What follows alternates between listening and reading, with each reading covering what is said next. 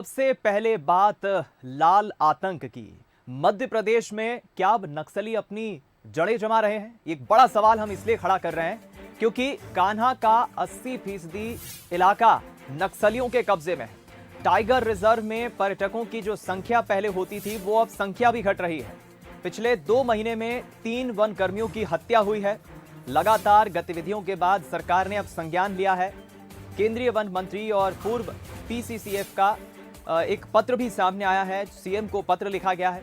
पिछले कुछ दिनों में लगातार जिस तरह से नक्सली गतिविधि बढ़ी है, इसके बाद ये बड़ा सवाल खड़ा हो रहा है कि क्या नक्सली अब मध्य प्रदेश में अपना लाल आतंक के जरिए पेट बढ़ा रहे हैं, क्योंकि कान्हा के अधिकांश हिस्सों में इस वक्त नक्सलियों ने कब्जा कर रखा है। बीते दिनों जिन 3 वनकर्मियों की हत्या भी हुई है, पिछले 2 महीनों की हम बात करें तो ये तमाम घटनाएं और ये तमाम घटनाओं के साथ साथ जो आंकड़े कम हुए हैं, पर्यटकों की जो संख्या कम हुई है, वो इस तरफ इशारा कर रही है। हालांकि सरकार इसको लेकर जरूर अलर्ट है, लेकिन पिछले कुछ दिनों में लगातार नक्सली गतिविधि मध्य प्रदेश में बढ़ी है। अब हम कोशिश करेंगे इस खबर पर और ज्यादा बातचीत करने की, विस्तार पूर्वक जानकारी जरूर हम साझा करेंगे आपके साथ, लेकिन बड़ा सवाल यही है कि नक्सली क्या अपनी जड़ें जमा रहे हैं?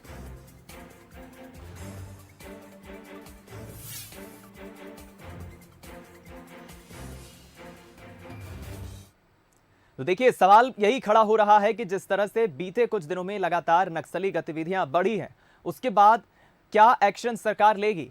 आपको कुछ ग्राफिक्स के जरिए हम आंकड़े बताते हैं। देखिए किस तरह से कान्हा पर नक्सलियों की नजर है। मध्य प्रदेश, छत्तीसगढ़ और महाराष्ट्र का त्रिकोण है, ट्रायंगल है। नक्सलियों के दंडकार्य जोन का ये एक हिस्सा है, एक रीजन है।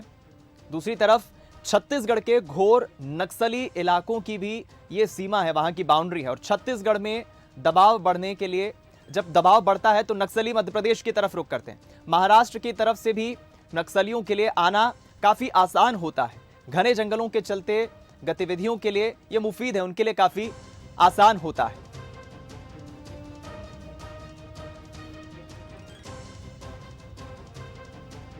हम अब इस खबर पर और विस्तार पूर्वक जानकारी के लिए बातचीत करेंगे। इस खबर को और हम इलैबोरेट करेंगे हमारे विशेष संवाददाता निशांत बिसेन का, जो हमारे साथ बालाघाट से इस वक्त लाइव जुड़ रहे हैं। निशांत जी, आपसे समझना चाहेंगे, जिस तरह से हमने आंकड़े भी पेश किए हैं, पर्यटकों की संख्या में कमी हुई है, अधिकांश हिस्सों पर नक्सलियों का कब्जा है, सरकार एक्शन लेने की बात तो कह रही है, लेकिन बड़ा सवाल यही होता है कि क्या मध्य प्रदेश में अब अपनी पेट जमा रहे हैं नक्सली?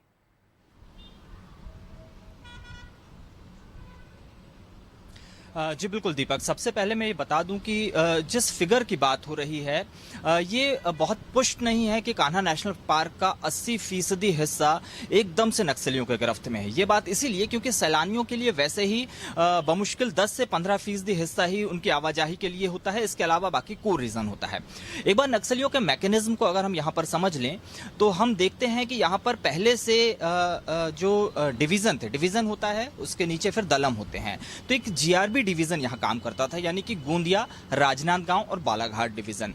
इसके बाद 2 नए डिवीजन यहां पर हाल ही में नक्सलियों ने बनाए हैं, जिसमें एक है एमएमसी यानी कि महाराष्ट्र, मध्य प्रदेश और छत्तीसगढ़ डिवीजन, और एक और डिवीजन जो है जो सर्वाधिक सक्रिय है और जिसके तहत ही नक्सली लगातार घटनाओं को अंजाम दे रहे हैं, वो है कान्हा भोरमदेव डिवीजन यानी कि केबी डिवीजन। इस केबी डिवीजन में कुछ दलम काम करते हैं, जिसमें प्लाटून 2, प्लाटून 3 और खटिया मोचा दलम।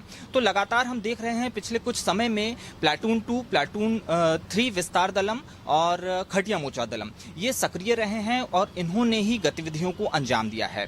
आपने बिल्कुल दुरुस्त कहा कि ये मध्य प्रदेश, महाराष्ट्र और छत्तीसगढ़ का ट्राई जंक्शन है। कवर्धा और राजनांदगांव जिले की सीमाएं छत्तीसगढ़ को छूती हैं।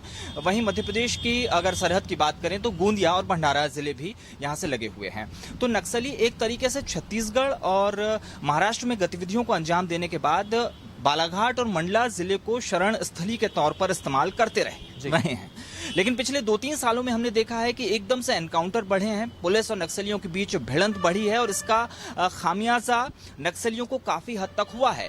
लगातार पुलिस दबिश दे रही है, हॉक फोर्स काम कर रही है, डीएफ काम कर रही है, स्पेशल फोर्स काम कर रही है। और हमने 2021 में देखा भी था कि गृह मंत्री नरोत्तम मिश्रा बालाघाट पहुंचे थे। इस जोन के जो 3 जिले हैं, मंडला, बालाघाट और डिंडोरी जिले, यहाँ के पुलिस जवानों को उन्होंने सम्मान किया था और 1000 जवानों का अतिरिक्त बल भी इस अंचल को दिया गया था।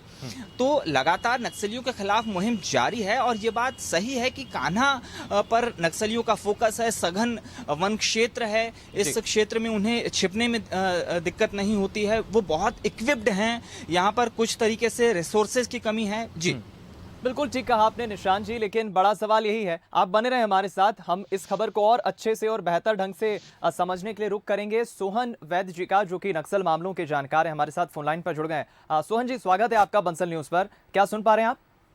जी नमस्कार, सुन रहा हूँ। सोहन जी, हम आपसे समझना चाहेंगे कि जिस तरह बीते कुछ दिनों में नक्सली मूवमेंट बढ़ा है, नक्सली वारदातें बढ़ी हैं, 3 वन कर्मियों की मौत हुई है और जो पर्यटक कान्हा पहुंचते थे उनकी संख्या में भी अब कमी आई है। हालांकि हमारा लॉ एंड ऑर्डर, हमारी पुलिस, हमारा स्पेशल फोर्स काफी एक्टिव है, लेकिन क्या नक्सली अब मध्य प्रदेश के इस रीजन में अपनी नजरें बनाए हुए हैं, अपनी पेठ बढ़ाने की कोशिश कर रहे हैं? क्या, कैसे देखते हैं आप? जी बिल्कुल, पिछले 3 सालों में नक्सलियों ने बालाघाट में अपने पैठ बढ़ाई है। खासकर कान्हा नेशनल पार्क को उन्होंने अपना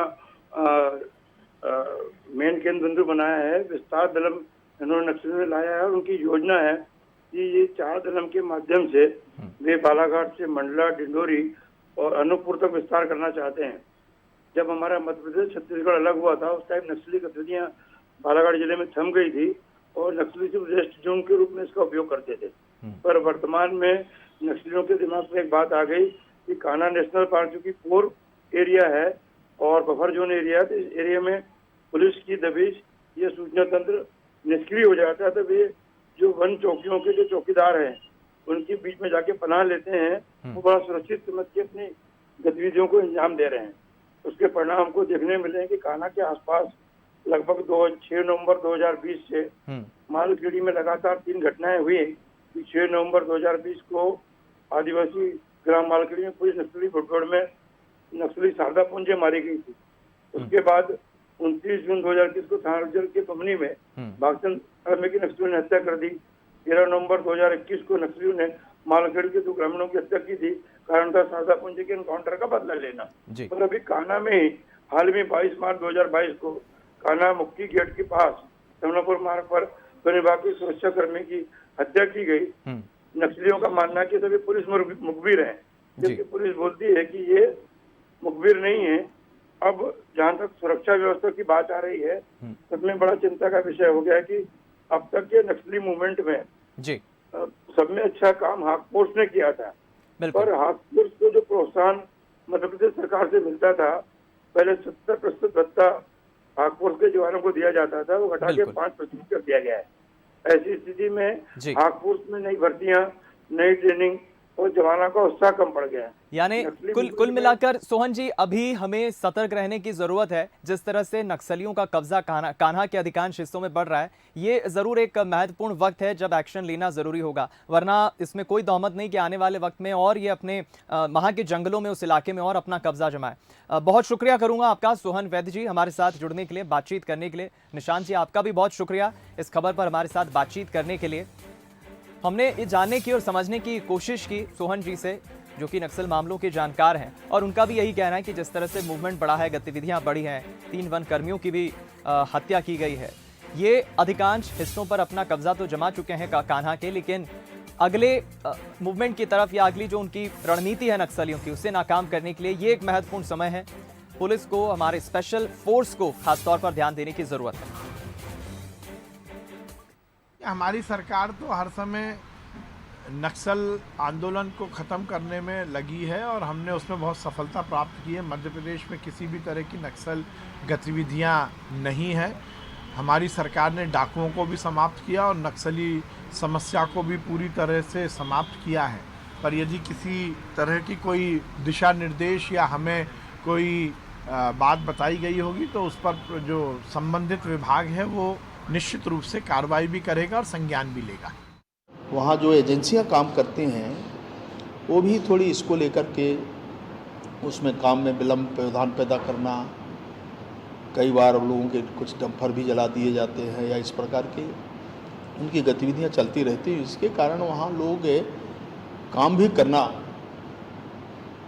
संभव नहीं है और वो कठिनाई है। पर जितना संभव हो सकता है सिक्योरिटी और बाकी चीज़ों को लेकर अभी कुछ फोर्स भी बढ़ा है, कुछ कंपनियां बढ़ी हैं, तो निश्चित ये बड़े संवेदनशीलता के साथ में चिंता कर रहे हैं। चलिए।